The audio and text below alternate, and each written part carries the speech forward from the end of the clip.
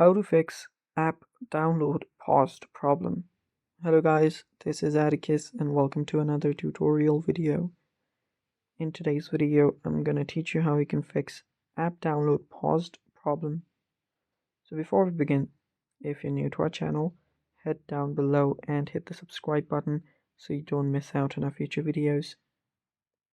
Also press the bell icon so you get notified for when we release a new video. So without any further ado, let's jump right in. So to fix paused app downloads, you'll need to first ensure that you have a strong internet connection and sufficient storage. So you can swipe down from the top, make sure you're connected to the Wi-Fi, make sure you have good and stable connection. You can also switch between your mobile data if it's more stable and faster. After that, head over to your system settings. Then you'll need to locate storage on your setting.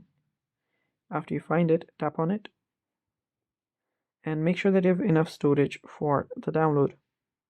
If you do have enough storage, you can then go ahead and try to pause and then resume the download.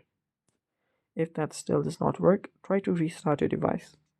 Sometimes glitches can cause the problem, so a simple restart might fix the problem. So press on the power and the volume up button.